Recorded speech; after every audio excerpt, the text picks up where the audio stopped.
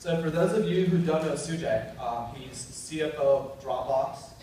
He has worked at Dropbox for the last 4 years, but that's probably one of the least interesting things about him. For those of you who have known Sujay throughout the community, he's really seen entrepreneurship through a lot of different perspectives. One of his first jobs was as a consultant at McKinsey. After that, he worked at Cisco in their Corp Dev group. He's worked at NEA as a VC, and then joined Dropbox as an early employee. So we're really fortunate here to get Sujay to share his perspective on entrepreneurship from all levels with us. But Sujay, why don't you just tell us what entrepreneurship means to you? So, first of all, I've known Monty since he was 6 years old, and he never wore a suit, as far as I can remember. You look very good today, Monty. Thank you. So Monty and my brother were very dear friends since kindergarten, and so it's actually my great pleasure because for those of you who don't know him, he's the first published author that I've ever met in person, which was maybe 10 years ago when he was a freshman in college, I think. So quite an accomplished young man right here.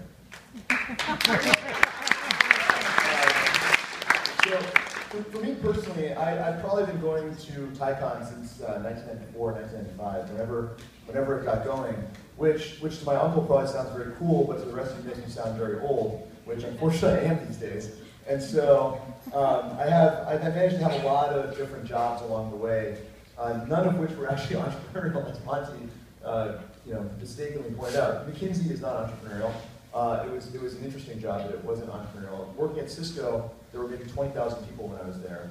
And then from Cisco, I actually did something entrepreneurial, which is that I went to a startup that Cisco had funded based in Los Angeles. And I learned the truest lesson of entrepreneurship, which is that failure is painful. and it was very interesting to watch a company that had a lot of promise and raised a lot of money not quite be able to see it around the end of the finish line. And so it was kind of a very interesting experience, which then led me to business school at Harvard. And basically what you learn at Harvard Business School is that you should go work at a hedge fund because you can make a lot of money, and the rate of failure as an individual contributor in a hedge fund is actually quite low relative to the money you make. And it's very tempting. And what you end up doing is you end up choosing these very traditional career paths coming out of programs like that. So coming back to Silicon Valley after business school was very, I would say, it was inspiring, but at the same time, it was, at the time, fairly different from what folks were doing coming out of my business school class. And so I went to venture capital, which was the most conservative way to get back in the entrepreneurship game. And thought I would work there, thought I would work at NEA for a long time. Ended up falling in love with this company, Dropbox, when it was 10 people or something like that, and tried to invest over and over again. And I would run into Drew Houston, who was the CEO, at conferences, and we would have a great talk, and then send him an email on Monday morning, and he would never return my emails. I said, wow, that's nice. But I've learned recently that that's just the way he is, because he doesn't respond to my emails today either. So anyways, long story short, we ended up going to a concert together in 2010, and I started telling him all of my theories about Dropbox, which at the time was a very secretive company, and it had almost no revenues to speak of, and users, and so on and so forth. And he started telling me all of his ambition for the company, and it was very clear that we were completely on the same page. And I woke up the next morning and just called him and said, hey, why don't you give me a job? And he was confused and probably hungover as well. And so, long story short, I ended up joining the company. So that's the quick story. There's a lot there that I really want to touch on. You mentioned quite a few things. So most of the members of the audience here are in high school and college. And so when you were in high school and college, and now that you're older, what are some things that you think that they can do to get involved in entrepreneurship for people that do want to start their own company someday? What are things that they can do now to make that happen? So I think the first and most important thing about this stuff is that it's a mindset. And what I mean by that is I've now had the great fortune of getting to know a lot of the most kind of well-known entrepreneurs in tech, just because Dropbox has been an interesting company. And so people are kind of curious about what we're up to. And obviously, we've gone through the journey ourselves. And the number one criteria, I think, for success is getting lucky. And that's a weird thing to say, but there are so many times when Dropbox could have, some competitive event could have happened when we were earlier, or we could have hired the wrong person, or just some random catastrophe might have happened that would have led to us not being successful. And so the important thing about luck is that sometimes you're going to have it, sometimes you're not. And the reason that the mindset matters is that when you don't get lucky and you fail, you have to be able to try again. If you try again often enough under the right circumstances, I think at some point you will get lucky.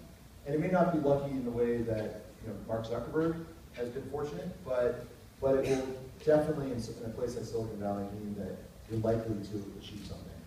So from my standpoint, it always starts with perseverance and the mindset that you bring to the table. So if you're the sort of person who gets deeply dejected when things go wrong, entrepreneurship is probably not for you, because the odds of you being willing to persevere through multiple failures is actually quite low. Anyways, long story short, that's the number one thing that I would talk about. I'm not sure. I think you need a little more clear. I'm not sure if the audience is very what kind of sense. I think another area that I really want to touch on is you've been really lucky to get some fantastic schools in your life. You graduated from Princeton, you went to Harvard Business School. There's some VCs out there that are trying to make it a trend for particularly young, ambitious people to drop out of college and do their own thing. What has education meant to you, and how important do you think it is for the entrepreneurs out there in the community to pursue that? Well, I went to Princeton because I didn't get into Stanford. So that's the main reason I went to New Jersey. But to be perfectly honest with you, I don't really think any of this stuff matters that much. And I don't mean it in a bad way. I mean, hard work matters a lot. I think really focusing on a problem matters a lot. But I don't think the credentials, at least for the entrepreneur themselves, are that significant. And so here's something pretty interesting. So the president of Princeton during the 1990s, after he retired, joined a nonprofit think tank. And he decided to ask that question: how much value does going to a school like Harvard or Princeton or Stanford or Yale or something like that matter? And so he did a very interesting, basically conducted a very interesting study, where he tracked all of these students who were admitted to these top schools, and certain segment of them couldn't go for family reasons, for health reasons, for financial reasons, for whatever. And so ended up having to go to some local university or something like that. And said, 20 years later, 30 years later, what was the difference in economic outcome between those students? In other words, did the fact that some of them ended up attending these top schools result in a different outcome for them versus the folks that didn't end up getting into those environments? And the answer was no. They couldn't see any difference whatsoever. So I think the conclusion that the study's authors drew were basically that first and foremost, what really matters is the person, not the trappings of success. And the second thing is that those people will figure out ways to be successful. They will figure out how to network with the right people. Those people want to talk to them. They'll figure out how to put themselves in a position to get great jobs, so on and so forth, ultimately leading them to be as successful as their peers who ended up attending those universities. On the other side, there's recognizing a great opportunity. And I know you have a great story about how you got involved in Dropbox and MedTrue, which I think you should share.